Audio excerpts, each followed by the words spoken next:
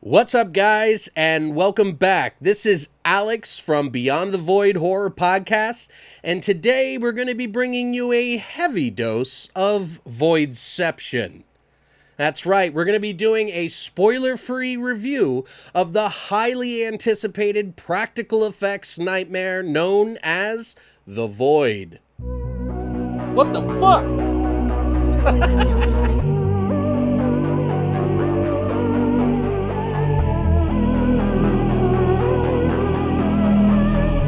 So, I just finished watching The Void for the second time. That's right, 2 times. For about a year, I've anxiously been waiting to see The Void, and it's been a long wait indeed. Finally, it's been released into the wild, or should I say it's oozed and perhaps morphed its way into our reality in theaters and video on demand. Was it everything that I expected?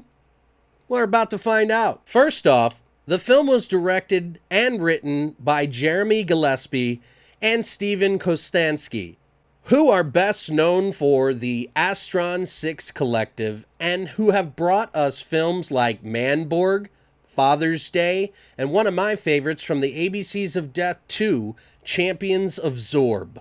These films are typically gory, comedy, retro pastiche films that are trying to mimic the 80s and 90s. However, this time around for The Void, they wanted to have a much more serious tone, although there are slight notes of comedy in this film.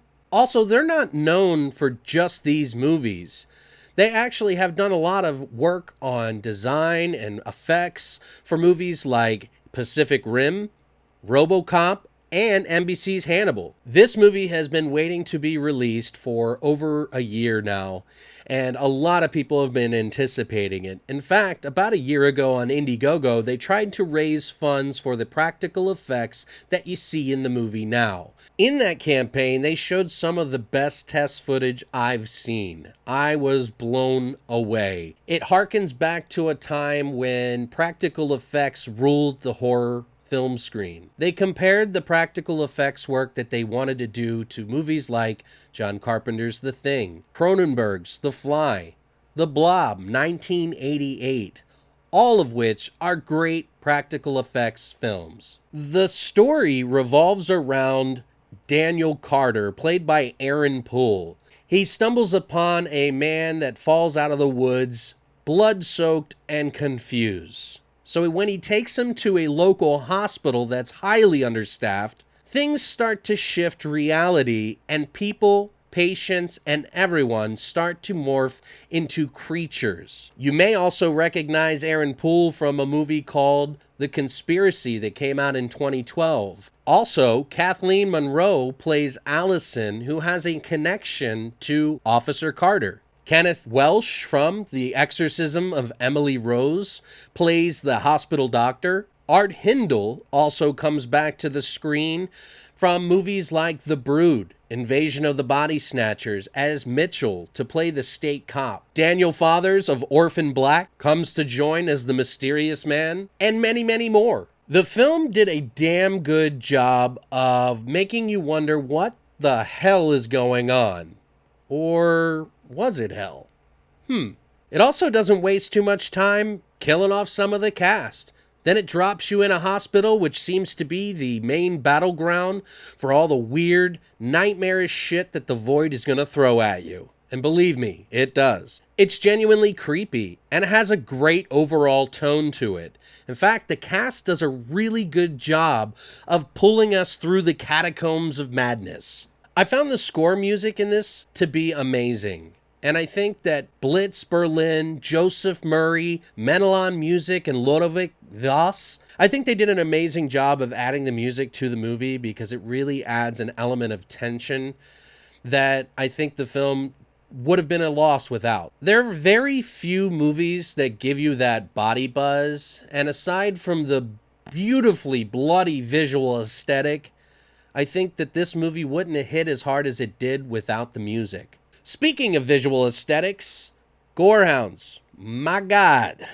You're going to want to grab a sock and maybe get one hand free, ladies, while you enjoy this film. It really goes to show you that the money that they did raise did go a long way to help out. Maybe it's just me. Maybe it's just the descriptions that they gave for all the practical effects that they raised the money for, but I was delighted. Tentacles, bodies, monsters, blood! Oh my! It wasn't all blood and guts though, all the time, and that's totally fine if you know how to make a tense moment. And I think this movie did. Now, I will say, while I may enjoy a lot of creatures that lurk in the dark or change into unspeakable horrors before my eyes and drench them in blood, may be my thing, but it may not be for everyone. That's not going to stop it from being a cult classic in my opinion. Is it 100% original all the time? No. It borrows, and that's okay. If I had to make some comparisons though, I would say it kind of gives me notes of a movie called Last Shift,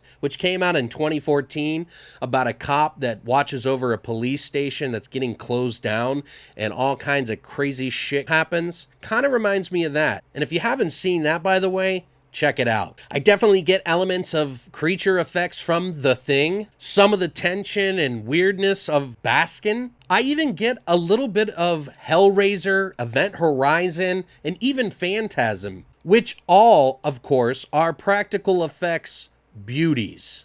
If you like those films, I'm pretty sure you're going to enjoy this film. With that said, I would say after watching this film 2 times, that I would give it a 9, somewhere around there. I think it offers a wonderful heaping of nightmarish, Lovecraftian style movie that harkens back to a time when we didn't always need an answer to why this horrendous shit was happening to us. And that, in my opinion, is great. They created their own mythos. And after all, I mean, isn't your imagination the scariest thing? Is it a perfect film?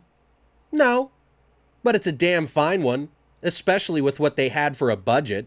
And in my opinion, I think it pulled off doing what a lot of indie films try to do, but maybe even better. One thing's for sure, I'm going to be buying this as soon as it hits Blu-ray, and I guarantee you this is going to be in my yearly rotation of horror movies that I watch every year. But that's just my opinion. These are just my thoughts. Did you see the movie? Do you want to see the movie? Are you anxious as hell to see it like I was to see this movie? Let me know your thoughts in the comments below. The Void is out now on video on demand, so what are you waiting for? If you enjoyed this review, feel free to like, comment, subscribe, and if you're super awesome, share it with your friends. This is Alex from Beyond the Void Horror Podcast, and as always, long live the Void.